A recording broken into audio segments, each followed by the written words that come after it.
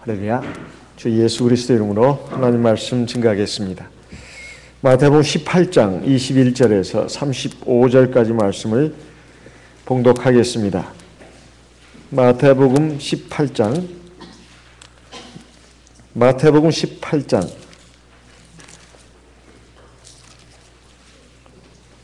21절부터 읽겠습니다. 마태복음 18장 21절. 그때 베드로가 나와 가로되 주여 형제가 내게 죄를 범하면 몇 번이나 용서하여 주리이까? 7번까지 하오리이까? 예수께서 가라사대 네게 이르노니 7번뿐 아니라 70번씩 7번이라도 할지니라. 23절. 이러므로 천국은 그 종들과 회개하려 하던 어떤 임금과 같으니 회개할 때에 1만 달란트 빚진 자 하나를 데려오매 갚을 것이 없는지라 주인이 명하여 그 몸과 처와 자식들과 모든 소유를 다 팔아 갚게 하라 한대. 26절. 그 종이 엎드려 절하며 가로되 내게 참으소서 다 갚으리이다 하거늘 그 종의 주인이 불쌍히 여겨 놓아 보내며 그 빚을 탕감하여 주었더니 그 종이 나가서 제게 100데나리온 빚진 동관 하나를 만나 붙들어 목을 잡고 가로되 빚을 갚으라 하매. 29절. 그 동관이 엎드려 간과에 가로되 나를 참아주소서 갚으리이다 하되 허락하지 아니하고 이에 가서 저가 빚을 갚도록 오게 가두거늘 그 동관들이 그것을 보고 심히 민망하여 주인에게 가서 그 일을 다 고하니. 32절.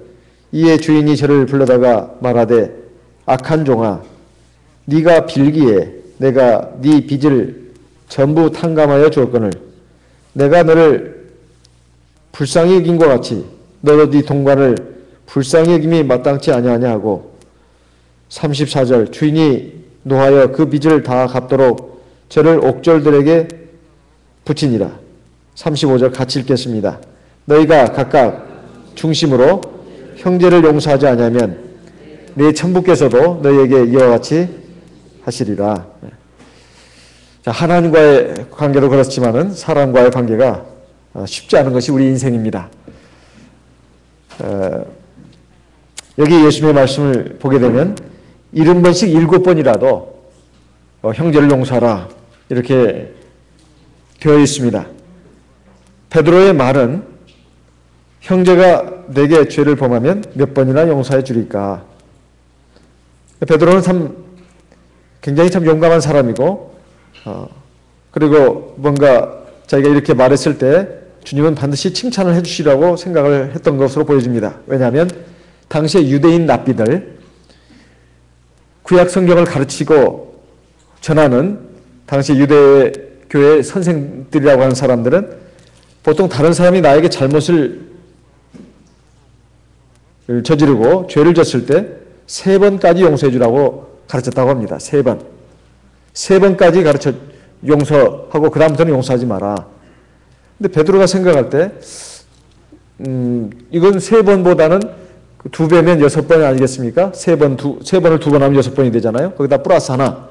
그러면 7번이 되지 않습니까? 보통 7이라는 숫자는 완전 숫자니까 주님이 분명히 내가 우리 주님 앞에 7번이라는 숫자를 대면서 형제가 나한테 죄를 졌을 때 내가 7번까지 용서해 주면은 7번까지 용서해 준다면 그 주님께서는 대단히 기뻐하시고 나를 또 한번 칭찬하시지 않겠나 이렇게 생각을 했던 것 같습니다.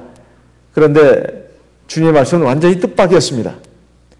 7번만 용서해 주지 말고 70번씩 7번까지 하라 했습니다. 성경에서 7이라는 숫자는 완전 숫자입니다. 70번씩 7번이면 70 곱하기 7이니까 전부 얼마가 되죠? 70 곱하기 7이면 490번입니다. 그러면 우리가 사람을 용서할 때 이번에 한 번 잘못했으니까 한 번 용서해 그 종에다가 쓰는 거죠. 매일같이. 저 사람이 나한테 한 번 잘못했어. 몇 월 며칠 날 뭔 일 때문에 한 번 잘못했어. 어떤 날은 또 2번 잘못했어. 2번 쓰고. 그래가지고 490번까지를 일단 짝 집기를 내야 되지 않겠습니까? 요즘은 전자계산기가 있으니까 이제 계산기를 두드려가면서 아마 아주 세밀하게 봐야 할 것 같습니다. 그렇죠? 490번이라면 이거 세다가도 잊어버릴 숫자입니다. 세다가도 잊어버려요. 보통 우리는 1에서 100까지 세는 것도 정신을 집중하지 않으면 못 셉니다. 근데 490번이라면 상당히 집중하고 또 집중하고 집중해서 되는 것도 아닙니다. 기록을 해야 합니다. 490이라는 숫자. 그러면 정말 주님은 490번까지 용서라는 뜻일까요? 491번부터는 안 된다는 말입니까? 490번까지만 딱 용서해주고 491번부터는 안 되냐 이 말이에요. 근데 성대지 사람들이 살아가면서 대체 뭔 원수가 졌다고 490번까지 또 죄를 짓단 말입니까? 어떤 한 사람에 대해서 490번까지 죄를 짓냐 이 말이에요. 저는 가만히 생각해 보니까 이건 부부간이나 부모 자식 간에 좀 일어날 수 있는 일이 아닌가 싶어요. 부부간이나 부모 자식 간에.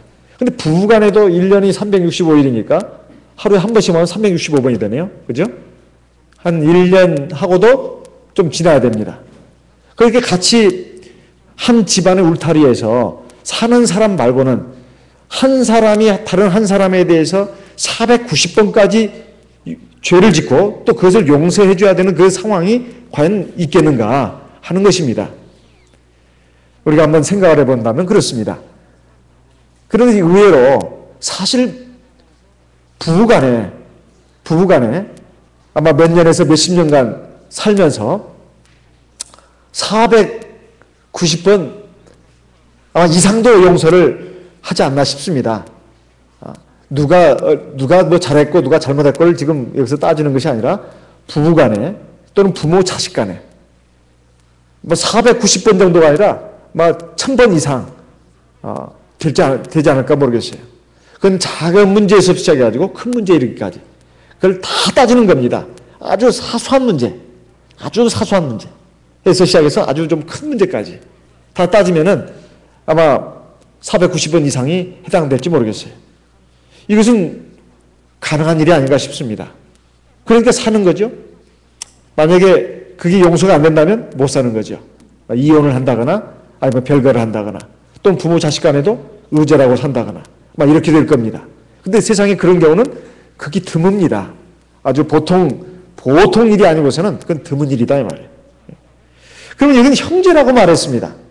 형제라고 말했어요. 형제가 나에게 죄를 범하면 그 형제 안에는 물론 부부도 들어가고 부모 자식 간도 들어간다고 할 수 있습니다. 하지만 부부간이나 부모 자식 간은 제일 용서를 잘하는 그런 관계가 아닌가 싶습니다. 부부간에 또는 부모 자식 간에는 대체로 용서가 잘 이루어지지 않냐. 근데 보통 용서가 안 이루어지는 것은 부부관계가 아니고 또 부모 자식 간의 관계가 아닌 관계, 그런 관계에서 용서하기가 힘든 것이 아닌가 싶습니다. 그런데 주님은 7번이 아니라 70번씩 7번이라도 사실 이런 관계가 이루어지기는 어렵지만 주님은 그렇게 말씀했는데 그건 490번까지만 용서라는 말이 아니라 무한정으로 용서하라 이런 뜻이 되겠습니다. 무한정으로 용서하라. 그런데 우리가 정말로 그렇게 할 수 있을까요? 제가 하나님 말씀을 보면서 양심의 가책을 느끼는 부분이 적지 않은데 여러분은 어떤가 모르겠습니다. 저는 이 말씀이 나올 때마다 솔직히 양심의 가책이 느껴집니다. 여러분 어떠십니까? 나는 늘 용서를 하고 살기 때문에 나는 가책이 없다 이렇게 생각하시나요? 그런데 이 말씀을 가만히 보게 되면 이 말씀은 누가복음 17장에 있는 말씀과도 연관이 되어 있습니다. 왜냐하면 23절부터 여기에 나오는 말씀 35절까지 보게 되면 주님께서 한 예를 들었습니다. 1만 달란트 빚진 자, 그리고 100데나리온 빚진 자, 그리고 한 임금, 이 사람들을 등장시켜가지고 용서에 대해서 지금 말하고 있습니다. 1만 달란트 빚진 자가 왕에게 와서, 임금에게 와서 자기 빚을 좀 탕감해달라고 말합니다. 그럼 1만 달란트가 어느 정도 액수인가? 어떤 분이 이것을 조사를 해보니까 이건 엄청난 액수였습니다. 엄청난 액수였어요. 1만 달란트 그러면 6천 데나리온이라고 하는데 이건 노동자 한 사람이 20만 년간 일해가지고 하나도 안 쓰고 20만 년 일해서 모아야 될 품삯이라고 합니다. 20만 년이면 이건 보통 이것은 갚을 수 없는 거 아니겠습니까? 그래요. 우리나라 이건희 회장이라든가 또 빌 게이츠 또 워렌 버핏, 뭐 이런 세계적인 대재벌, 큰 부자가 아니고서는 이건 도저히 갚을 수가 없는 그런 어마어마한 액수입니다. 그러니까 이것을 갖다가 지금 이 왕이 용서를 해줬는데 용서의 과정을 보게 되면 이 갚아라 그러니까 그 종이 엎드리면서 내가 갚을 것입니다. 제발 나를 용서해 주십시오. 이런 말이 나옵니다. 그러니까 그 왕이 그 1만 달란트 빚진 그 사람을 볼 때 불쌍히 여겼다고 나옵니다. 처음부터 내가 용서해 줄게 그 말이 아니라 그걸 갚으라고 하니까 그 1만 달란트 빚진 사람이 막 거기에 꿇어 엎드려 가지고 내가 잘못했습니다. 나 제발 용서해 주십시오. 이런 말입니다. 그러니까 거기에 대해서 불쌍히 여기는 마음이 들어가지고 그 빚을 다 탕감해 줬다. 이렇게 나옵니다. 그러니까 이 사람이 나가가지고 이제 길거리에서 이제 자기한테 100데나리온을 빚진 사람을 만났습니다. 그럼 붙잡아가지고 어서 갚으라고 그러니까 자기가 지금 그 갚을 돈이 없다고 그러면서 그 사람도 꿇어 엎드려가지고 제발 나를 용서해달라고 이렇게 말하는 내용이 납니다. 그러니까 그걸 용서를 안 하고 그 사람을 감옥에다 가뒀단 말이죠. 감옥에다 가뒀어요. 그러니까 그걸 본 사람들이 이제 왕에게 가가지고 그 얘기를 하니까 그 왕이 그 1만 달란트 아까 탕감해준 그 종을 불러다가 내가 너 1만 달란트를 탕감해줬는데 너는 어째서 너한테 100데나리온 겨우 100데나리온 빚진 자를 갖다가 탕감해주지 않고 그렇게 옥에 가두느냐. 내가 너를 불쌍히 인 것처럼 너도 그를 불쌍히 여겨야 되는 거 아니냐. 이런 말이 나옵니다. 그러니까 여기 비유해서 보게 되면 우리가 좀 자세히 보게 되면 임금이 1만 달란트 빚진 자를 무조건 탕감해 준 것이 아니라 빚을 갚으라고 했을 때 그 사람이 막 무릎 꿇어서 막 엎드리면서 자기가 잘못했으니까 용서해달라고 이런 과정이 있다는 것입니다. 그 다음에 100데나리온 빚진 자도 마찬가지입니다. 내가 이거 정말 갚아야 되는데 갚지 못하고 있습니다. 그러니 나를 좀 참아주시고 나를 용서해달라고 이렇게 하는 내용이 나옵니다. 누가복음 17장 3절 4절 말씀을 보겠습니다. 누가복음 17장 3절 4절 누가복음 17장 3절 4절 같이 한번 읽어보겠습니다. 누가복음 17장 3절 4절 우리 소리내서 같이 한번 읽어보겠습니다. 누가복음 17장 3절 너희는 스스로 조심하라. 만일 네 형제가 죄를 범하거든 경계하고 회개하거든 용서하라. 만일 하루 7번이라도 네게 죄를 얻고 7번 네게 돌아와 내가 회개하노라 하거든 너는 용서하라 하시더라. 그러니까 우리가 성경 말씀을 볼 때 자기 주관적인 눈으로 늘 보고 얼른 판단할 것이 아니라 하나님의 말씀을 자세히 봐야 합니다. 하나님 말씀이 용서해 주라고 했는데 왜 이렇게 용서를 못해? 그것도 자기는 용서를 안 하면서 남보고 자꾸 용서를 하고 온단 말이죠. 자기는 잘 용서도 안 하면서 남보고 자꾸 용서를 하고 온단 말이에요. 근데 하나님의 말씀에 어디 무조건 용서란 말이 어디가 있냐 말이에요. 그 상대방이 분명히 와서 내가 잘못했습니다. 내가 당신한테 잘못했습니다. 이렇게 용서를 빌 때 용서해 주라고 했지. 회개하거든 용서라고 했지. 회개도 안 하는데 무조건 용서해 주라? 그런 말씀이 어디가 있나요? 사실은 하나님도 똑같습니다. 하나님도 회개하지 않는 죄는 용서하지 않습니다. 우리가 이 점은 분명히 알아야 되겠습니다. 하나님도 회개하지 않는 죄는 용서하지 않아요.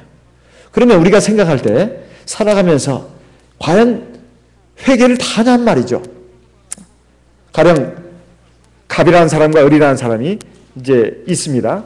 근데 갑이 을한테 잘못했어요. 을은 상처를 받고 고통을 입었습니다. 그럼 갑이 꼭 을한테 와서 자기 잘못했다고 하냐 말이에요. 또 쌍방간에 서로 잘못하는 경우도 있습니다. 갑이 을에게 잘못한 것도 있고 을이 갑에게 잘못한 것도 있다는 말이에요. 그랬을 때 갑은 을에게 가서 잘못했다고 그러고 을은 갑에게 잘못했다고 해야 되는데 이게 다 이루어지냐 말이에요. 쉽지 않은 일입니다. 쉽지 않은 일이에요. 부부 간에도 그렇고 부모 자식 간에도 그렇습니다. 모든 것을 자기가 다 잘못했으니까 나 용서해달라고 부부 간에 다 말한 경우도 사실은 거의 그렇게 많지 않습니다. 부모 자식 간에도 마찬가지예요. 그런데도 우리는 이해하고 용서한다 이 말이에요. 이해하고 용서합니다. 그래서 에베소 4장에 보면 이렇게 말씀하고 있습니다. 에베소 4장 말씀을 보겠습니다. 에베소서 4장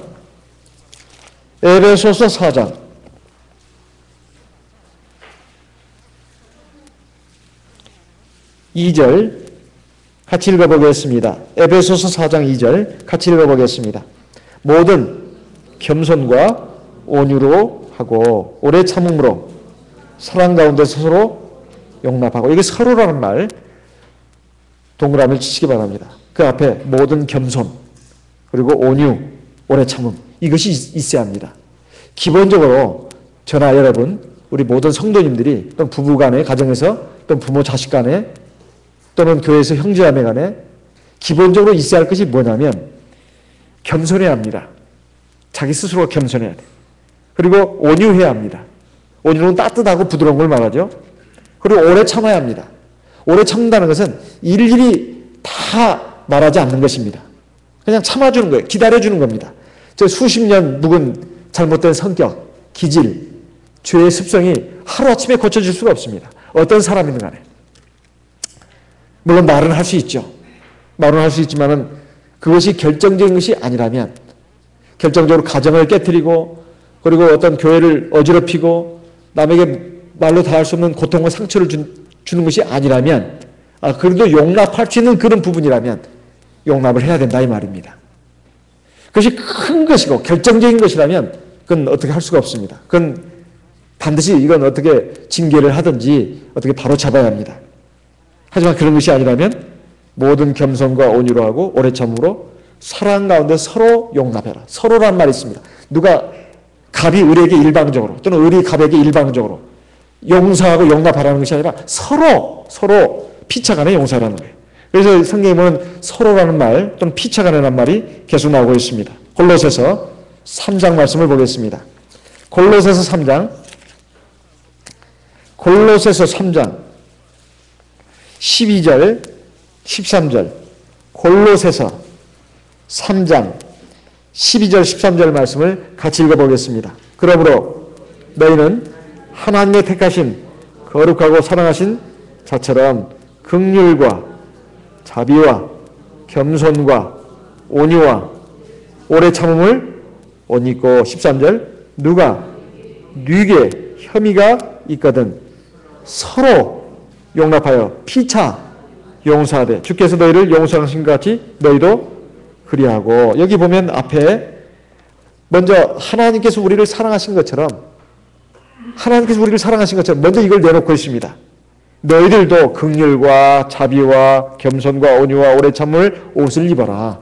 옷도 이런 옷도 다 있네요. 긍휼과 자비와 겸손과 온유와 오래 참음. 이거 하나하나를 가만히 나에게 한번 적용시켜 봅시다. 내가 정말 사람들을 불쌍히 여기는가? 그리고 자비롭게 생각하는가? 겸손한가? 온유한가? 오래 참고 있는가? 여기서 옷을 입으라는 거죠. 그리고 13절에 보면 네게 혐의가 있거든 서로 용납해라. 서로 용납이라는 것은 혐의가 있습니다. 분명히 이거 뭔가 잘못한 거 있어요. 그때마다 그걸 막 드러내가지고 그걸 이를테면 징계를 하고 이런 식으로 나갈 것 같으면 정말로 가정도 유지가 되기가 힘들고 교회도 유지가 되기 힘듭니다. 서로 이제 콩가루 집안이 되기가 쉬워요. 서로 물고 뜯으니까. 이리처럼 늑대처럼 물고 뜯으니까. 상대방이 한번 물렸으면 가만히 있겠습니까? 그쪽도 가만히 있지 않습니다. 그러면 어떻게 해야 되느냐? 어느 일방이라도 가만히 있어야 된다 이 말이에요. 가만히. 저쪽에서 아무리 짚고 물고 뜯어도 가만히 견디는 겁니다. 견디는 방법. 그리고 하나님의 심판을 믿고 의지하는 방법. 이것이 신앙적인 방법이라고 할 수 있습니다. 그리고 이제 공적인 절차를 밟아서 방어 수단을 결국은 도저히 안 되겠으면 그런 방법을 취하는 방법밖에 없습니다. 어쨌든 간에 여기서는 그리스도 안에서 이걸 권면하고 있는데 사도교회라 해서 예외는 아니었다고 보여집니다. 사도교회도 이런 일이 있으니까 계속해서 사도들이 권면하고 있다 이 말이에요. 시대와 장소를 불문하고 사람이 사는 곳은 다 똑같습니다. 피부 색깔이 다르고 언어가 달라도 나라와 민족이 달라도 사람이 느끼는 것은 다 똑같다 이 말이에요. 저 사람은 좋은 사람, 저 사람은 나쁜 사람, 저 사람은 착한 사람, 저 사람 못된 사람. 다 그런 그 공통적인 기준이 있습니다. 그런데 살다 보면 나가 아무리 저 사람 나쁜 사람이라도 나한테 잘해주면 그 사람은 나한테 좋은 사람인 것입니다. 근데 어떤 사람은 아무리 좋아도 나한테 잘해준 것도 없고 뭐 여러 가지 인상도 나쁘면 나쁜 사람이 되는 거예요. 사람은 참 굉장히 이기적입니다. 자기를 기준으로 해서 생각한다 이 말이에요. 그랬을 때 여기 말씀하고 있습니다. 하나님께서 나를 사랑하시고 용서하신 것처럼 나에게 긍휼과 자비와 은총을 베풀어 주신 것처럼 우리도 서로 용납을 해줘야 된다. 그것도 진리에 어긋난다거나 아니면 그 사람이 교만하다거나 아니면 다른 사람에게 막 고통과 상처를 주고 여러 가지로 많은 해악을 끼치는 사람이라면 절대 용납해서는 안 됩니다. 근데 살아가면서 대부분 이런저런 우리는 잘못을 저지르게 되어 있습니다. 그러면 그것이 어떤 누구만 일방적으로 잘못하고 나쁜 사람이고 그런가? 사실 하나님 앞에는 사실은 아주 뛰어난 의인, 아주 못된 극도의 천인공날 악인을 빼고는 다 50보 100보다 이런 말이에요. 시편 130편을 보겠습니다. 시편 130편 3절 4절 말씀 우리 소리내서 같이 읽어보겠습니다. 시편 130편 3절 4절 소리내서 같이 읽어보겠습니다. 시편 130편 3절 4절 같이 읽겠습니다. 여호와여 주께서 죄악을 감찰하실진데 누가 서리까? 4절 그러나 사유하심이 주께 있음은 주를 경외케 하심이니라. 여기 3절의 말씀을 보게 되면 주께서 죄악을 감찰하실진데 주여 누가 서리까? 이 말씀은 하나님께서 세상 모든 사람들을 놓고 볼 때 누가 죄가 없나, 누가 죄가 있나, 이 죄를 기준으로 전부 다 한번 사람들을 본다면 하나님 앞에서 나는 죄 없습니다. 이렇게 자신 있게 설 수 있는 사람이 한 사람도 없다는 뜻입니다. 여호와의 주께서 죄악을 감찰하실진데 누가 죄를 짓고 악을 행하고 있나 이걸 본다면 전부가 다 하나님 앞에서 죄인들이라 이런 뜻입니다. 그렇지만 하나님께서 우리를 사랑하시고 우리를 불쌍히 여기시고 용서하시니까 결국 우리가 오늘 이 시간까지 살아있는 것이다. 이런 말씀이 되겠습니다. 시편 103편을 보겠습니다. 시편 103편 8절에서부터 읽어보겠습니다. 시편 103편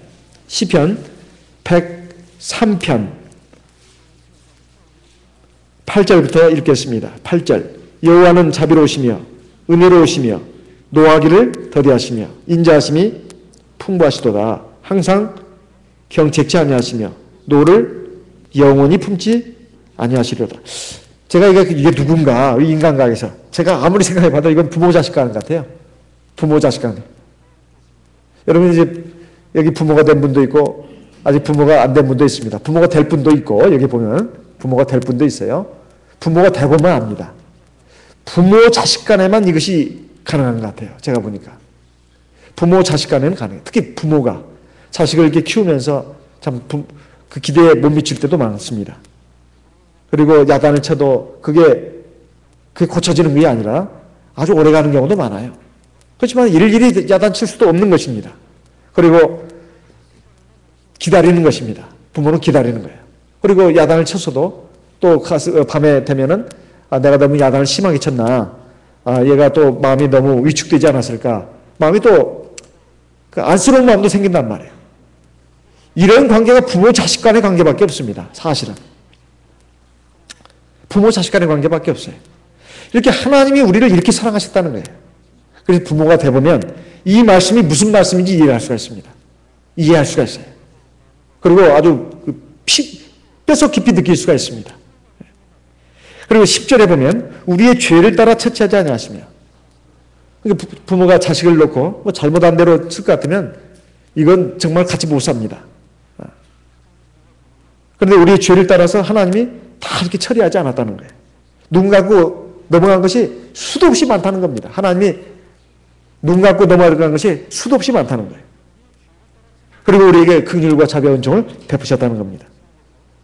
13절에 보면 아비가 자식을 불쌍히 여긴 같이 여호와께서 자기를 경외하는 자를 불쌍히 여기시나니, 하나님이 우리를 불쌍히 여기시는 것은 우리가 그래도 하나님을 경외하는 믿음으로 가기 때문에 우리의 죄와 허물을 용서하신 것이지, 우리가 뭐 얼마나 하나님 앞에 잘해가지고 지금까지 이렇게 살아있는 건 아닙니다. 물론 잘한 부분도 있겠죠. 하지만 잘못한 부분은 훨씬 더 많다는 것입니다. 하나님 앞에. 그리고 설령 우리가 잘했다 하더라도 그 잘한 것도 사실은 하나님의 은혜로 말미암아서 우리가 그나마 사람이 돼서 그것을 하게 된 것입니다. 우리가 잘한 것도 사실은 잘할 것이 없다 이 말이에요. 다 하나님의 은혜입니다. 그런데 우리가 인간관계에서 이건 참 힘든 일입니다. 그런데 여기에 항상 하시는 말씀은 하나님이 우리를 용서하신 것처럼, 나를 용서하신 것처럼 우리도 나에게 죄를 지은 사람을 용서해야 된다. 이렇게 말씀하고 있습니다. 그랬을 때 여기 주님의 말씀은 형제가 와서 잘못했다고 하거든 용서해 주라고 하고 있습니다. 그런데 잘못했다고 하지 않을 때가 문제입니다. 인간관계가 어떻게 이렇게 단순한 게 아니거든요. 누가 잘못했는지도 제3자는 모르는 경우도 많아요. 제3자는 자기가 이해관계가 없으니까 그냥 다 잘못했다. 양비론으로 또 나가기도 합니다. 심지어는 둘 다 잘못했어. 뭔가 문제가 있겠지. 그리고 심지어는 다수결로 따지기도 합니다. 숫자가 어느 쪽이 맞나? 어느 쪽이 주도권을 잡았나? 예를 들면 그런 것이죠. 누가 더 힘이 있나? 이러니 이게 어떨 때는 막 뒤죽박죽인 경우도 많습니다. 그랬을 때 정작 두 당사자 혹은 어떤 쌍방 간에 어떻게 해야 되겠는가? 우리가 생각해야 할 것은 제3자들의 문제가 아니라 그 당사자뿐만 아니라 자기도 그런 살아가면서 그런 문제가 있다는 거예요. 자기도. 그랬을 때 어떻게 해야 되느냐? 신앙으로 생각해야 된다는 것입니다. 신앙으로.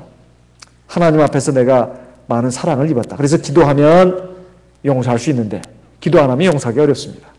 여러분 한번 이 말씀을 잘 한번 생각해 보시기 바랍니다. 정말 하나님 앞에서 믿음으로 신앙으로 기도하면서 나가는 사람은 기도하는 순간에 벌써 내가 하나님 앞에 얼마나 죄인인가 이걸 알게 됩니다. 물론 눈만 뜨면 내가 잘했어요. 상대방이 잘못했습니다. 하지만 하나님 앞에 무릎 꿇고 기도하면 하나님과 나와의 관계가 생각난다 이 말이에요. 하나님이 나를 얼마나 참 한심하게 생각하고 얼마나 내가 잘못된 것을 하나님 앞에서 그러면 고개를 들 수 없다 이 말이에요. 그래서 하나님 앞에 회개의 기도를 합니다. 근데 이제 다른 사람과의 관계는 또 별개의 문제다 이 말이에요. 근데 그렇게 하면서 기도하면서 이렇게 보다 보면 내가 다른 사람을 미워하고 심판할 권세가 없다는 것을 알게 된다 이 말이에요. 왜냐하면 염치가 없다 이 말이에요. 하나님 앞에서. 설령 내가 잘했다 하더라도 다른 사람이 전부 잘못했다 하더라도 그 사람을 미워하고 정죄할 그런 마음이 차마 하나님 앞에서 갖지를 못한다 이 말이에요. 그래서 기도하는 사람은 기도 마치고 나서 남을 함부로 정죄하거나 비판하는 말을 하지 않습니다.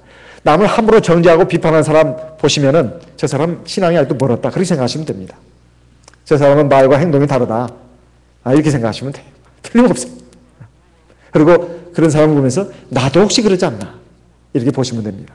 나도 저렇게 잘못하고 있지 않나. 그래서 내가 하나님 앞에서 인간은 누구나 다 부족하고 연약하기 때문에 다른 사람의 잘못한 것은 다 자기 눈에 띄어도 자기 잘못한 것은 생각이 안 난다 이 말이에요.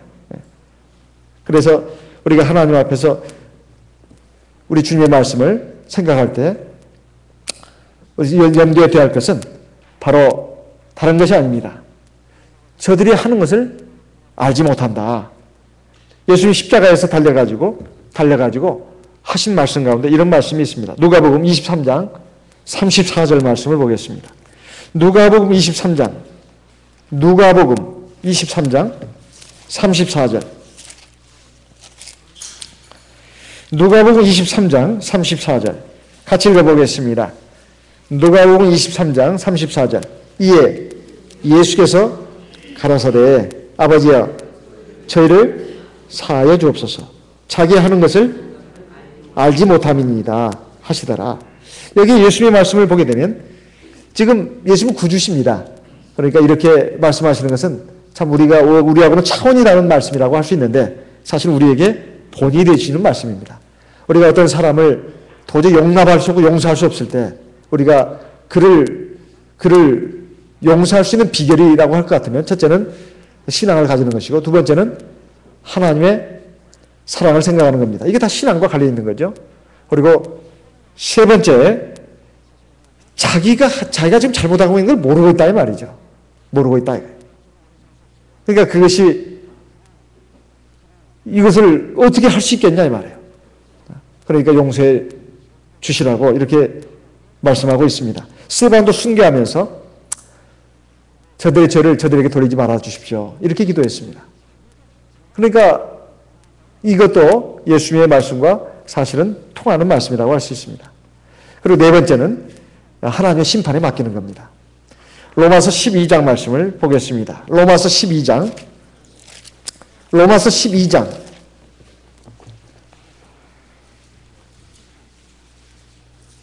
19절 같이 읽어보겠습니다. 로마서 12장 19절 같이 읽어보겠습니다. 내 사랑하는 자들아 너희가 친히 원수를 갚지 말고 진노하심에 맡기라. 기록되었을 때 원수 갚는 것이 내게 있으니 내가 갚으리라고 주께서 말씀하신다. 우리가 보통 고통을 받고 상처를 입을 때 보통 나에게 악을 행한 사람에 대해서 꼭 보복하고 싶은 마음이 다 있습니다. 그 보복이라는 게 뭐 다 있냐고, 그건 지나치지 않냐고. 다 있다고 저는 말씀드리고 싶어요. 왜 그러냐면 누가 나한테 악을 행했습니다. 거의 나쁜 말을 하든 뭘 하든 그러면 반드시 그 사람에 대해서 나쁜 말이 나갑니다. 내가 누구한테라도 그 사람을 비판하고 정죄하는 말을 반드시 한다 이 말이에요. 그게 바로 보복입니다.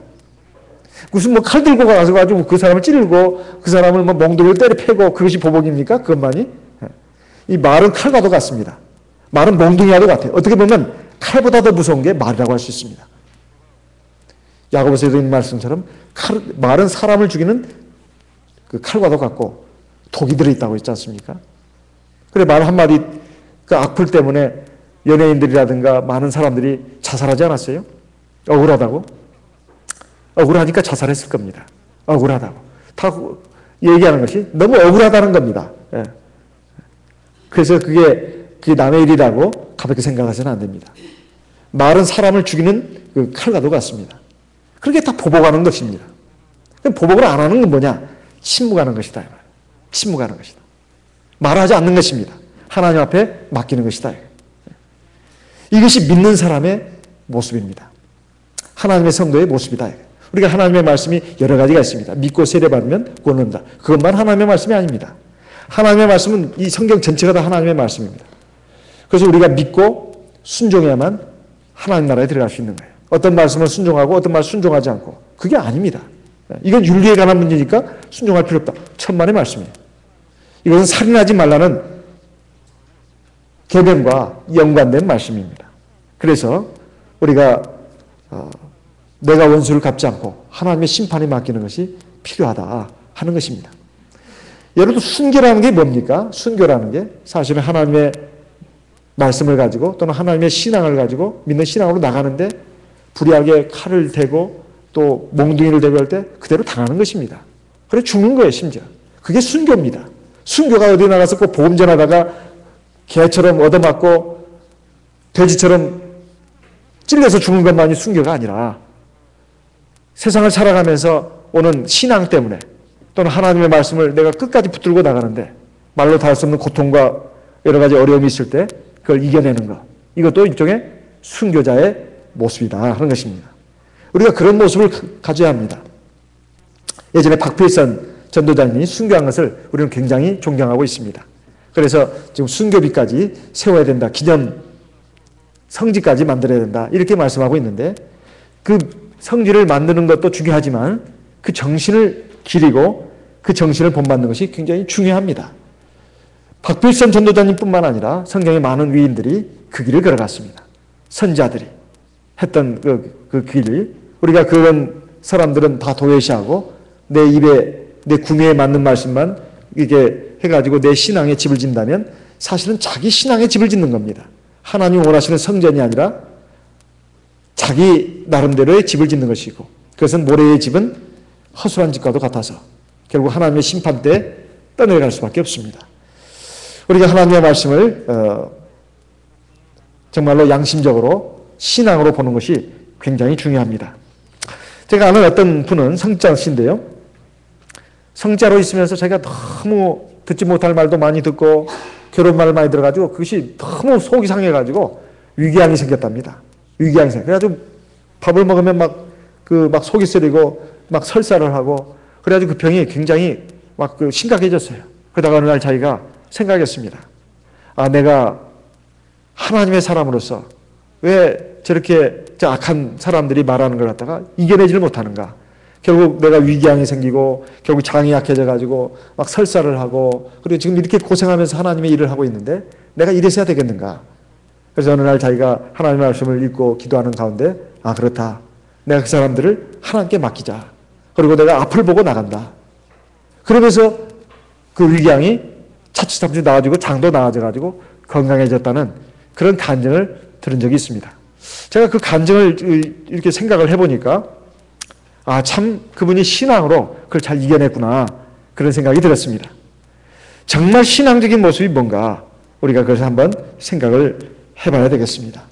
우리 하나님의 말씀을 읽고 또 하나님의 말씀을 듣는 가운데 때로 우리 양심을 치는 말씀들이 많이 있습니다. 그럴 때 이리저리 하나님의 말씀을 변개해가지고 자기 구미에 맞는 식으로 합리화할 것이 아니라 자기를 정당하는 말씀으로 쓸 것이 아니라 자기를 오히려 깨우치고 바로 세우는 말씀으로 세우는 것이 중요합니다. 또 하나님의 말씀을 마치 무슨 정가의 보도처럼 해가지고 남을 막 찌르고 난도질하고 정지하는 그런 수단으로 쓸 것이 아니라 자기를 바로 세우는 그런 것으로 써야 되겠습니다. 가늠 중에 붙잡힌 여인이 주님 앞에 많은 사람들에서 끌려 나왔을 때 사람들이 뭐라고 했습니까? 모세율법에 있는 이런 사람은 돌로 쳐 죽이라고 했는데 당신은 어떻게 하겠습니까? 그때 예수님께서 땅바닥에 글을 쓰시면서 뭐라고 했죠? 너희 중에 누구든지 죄가 없는 자가 먼저 돌을 들어서 죄를 쳐라고 했습니다. 이 말은 간음죄는 용서받는다. 그 말을 하고자 하는 것이 아닙니다. 하나님의 율법이라고 하는 것은 남을 정죄하고 심판하는 데 쓰는 것이 1차적인 목적이 있는 것이 아니라 자기를 바로 세우는 데 목적이 있다는 말이에요. 근데 자기는 바로 세우지 않고 남을 정죄하고 심판하는 도구로 쓴다면 이것은 하나님의 뜻을 왜곡한 것이라 이렇게 말할 수 있습니다. 물론 하나님의 말씀은 우리가 교회 질서를 바로 세우고 또 구원의 방주를 바로 세우는 데 있어서 꼭 필요한 것입니다. 하지만 그것은 공식적인 절차가 다 있는 것이고 개인적으로는 우리가 하나님 앞에서 하나님의 말씀을 가지고 남을 정죄하고 심판하는 도구로 쓸 것이 아니라 나를 바로 세우는 그리고 하나님 앞에 내가 온전하게 되는 그런 것으로 삼아야 하나님께서 기뻐하신다는 겁니다. 마지막으로 한 말씀 읽고 우리 기도하도록 하겠습니다. 야고보서 2장 야고보서